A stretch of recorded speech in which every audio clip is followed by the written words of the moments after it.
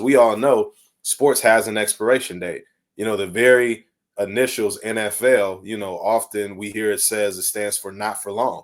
And so if your identity is tied to this pigskin football, well, that and this career is not for long, well, what are you going to do after it's over? I'll never forget, man, I heard Clark Kellogg, college basketball analyst, former Ohio State and NBA player, said for athletes, the question that they have to be able to answer is, who am I outside of my accomplishments?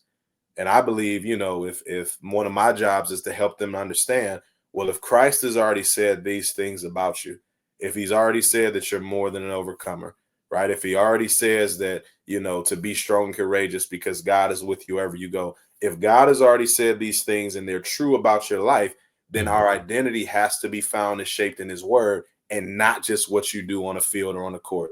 Man, something that I've come to learn, man, and I share this with my athletes all the time, is that God is not more concerned with what we are accomplishing than who we are becoming, right? Like he wants us to become more like him.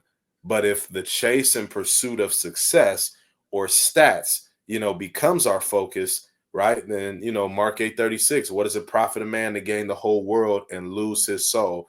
And so one of the things that I encourage our athletes, man, is to have this mindset of souls over stats, right? To pursue the health of your soul over the health of your success, to pursue the health of your soul, to make sure that when it's all said and done, you get the ultimate prize and you spend eternity with Jesus Christ.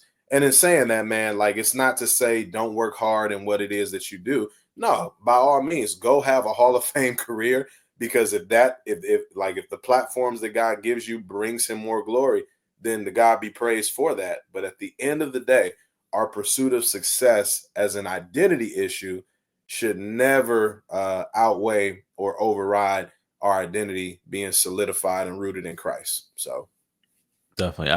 I know for me, it's not sports, but it's TV. yeah, Early on in my career, I found, and I kind of noticed it, thank God, like soon before it took off or before it was too late, if you will, that my identity was connected to my job. Okay, I'm on TV, and it became this thing yeah, kind of subconsciously. I probably I never would say it directly, but it just became this thing subconsciously. And um I had to essentially check myself. And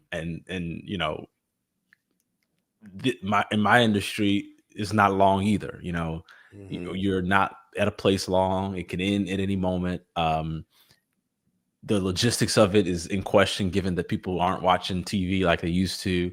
And so while you think it's something, and it is something, yeah, it can be here today and gone tomorrow.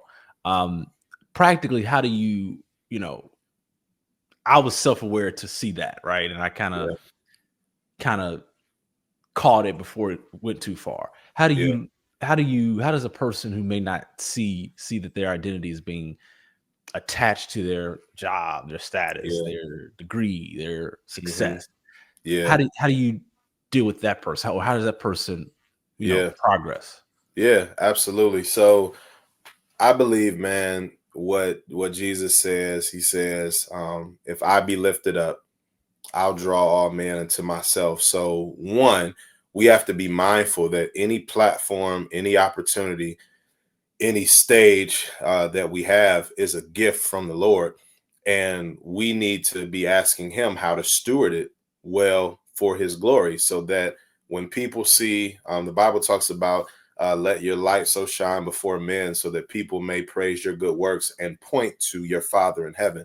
And so we should be incredible stewards, whether it's on a court, a field, in front of a camera, in an operating room, whatever the case may be. Like, the believers should be so excellent in what it is that we do, that when people point to our good works, like, it points to Jesus, right? In order for him to get the glory. And so I think, man, for me, it just starts with just being able to ask God to help you be a good steward of the opportunity, as well as a good steward of the moment.